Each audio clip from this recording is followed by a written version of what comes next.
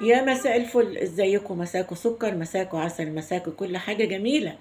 من فضلكم فعلوا الجرس، عايزة اشتراك وتعليقات. وقبل أي كلام صلى على رسول الله، اللهم صل وبارك على سيدنا محمد، بارك لنا فيه. نسمع مشكلة النهاردة. مشكلة يا جماعة تهز عرش الرحمن. زنا المحارم، أب وأم، مش ممكن. اللي قالت المشكلة دي وبعتتها جارتهم علشان هي شهدت كل الأحداث. حصل إيه؟ نسمع. شاب وحيد، الأب والأم.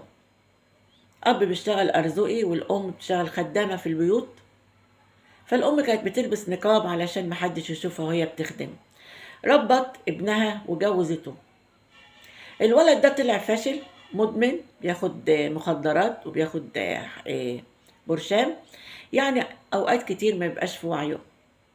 فلما طلق مراته من سنتين قاعد عند أمه.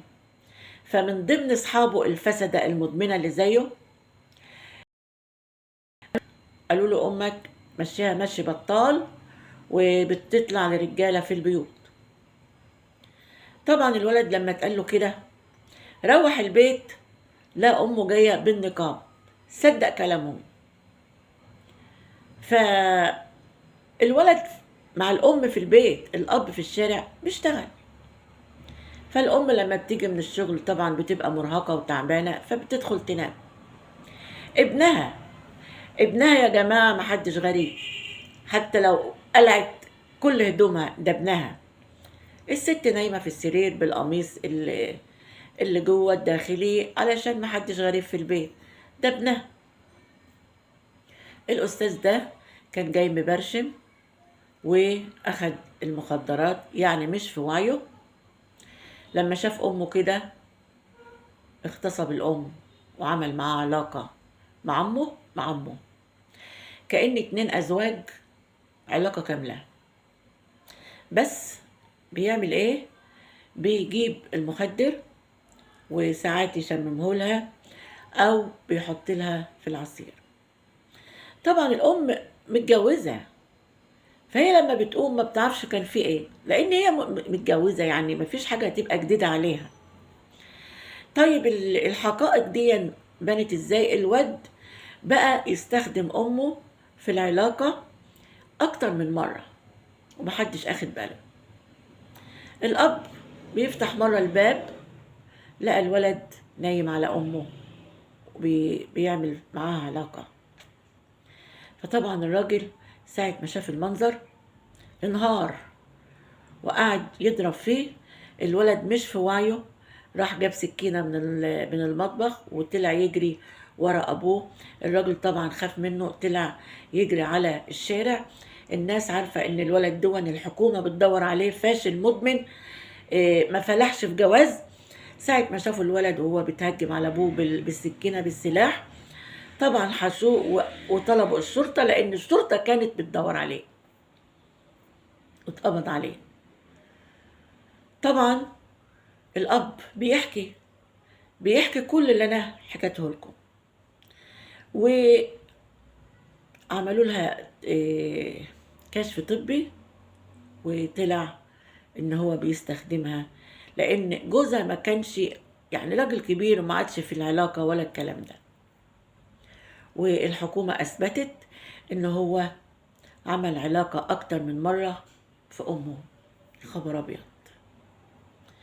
فطبعا الولد محبوس دلوقتي، والله المفروض يدوله مؤبد او اكتر من كده كمان.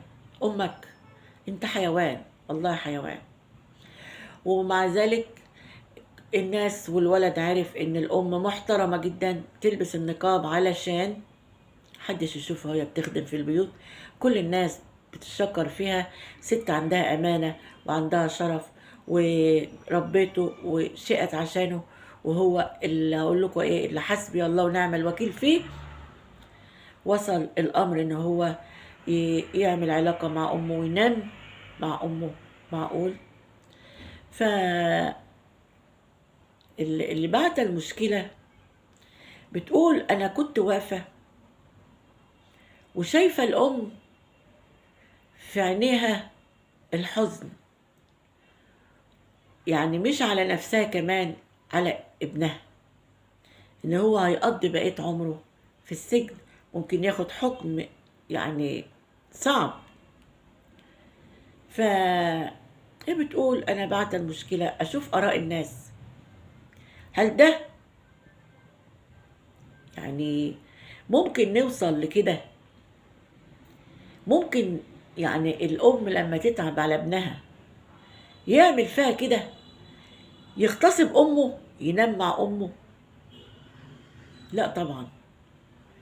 هو انت بتشبهي ده بالناس المحترمة، الناس اللي بتربي ولادها تربية صالحة؟ ده انسان مدمن، ده انسان بيبرشم، ده انسان مش عارف هو بيعمل ايه، همجي، مش دي رايحة منه. ده لو انسان محترم وسوي مش ممكن ابدا يعمل كده في الام. يا جماعة ده امنا، ده اقول لكم ايه، ده امك ثم امك ثم امك.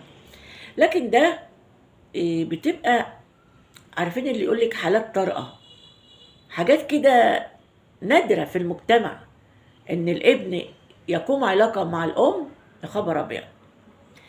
فهقول ايه يا جماعة، الدنيا فيها العجب.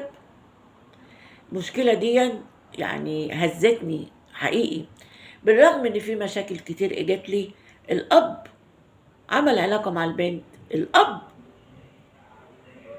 هتك عرض بنته وخلاها مش عذراء، متخيلين؟ لكن اول مرة تجيلي مشكلة بان الابن نام مع امه او عمل علاقة مع الام. طبعا انا بقولها وانا والله كل احراج ان بيحصل كده في الدنيا. ايوه بيحصل كده واكتر من كده يا جماعة. عايزة اراكم وعايزة تعليقاتكم، واقول لكم اشوفكم على خير في مشاكل اخرى. سلام.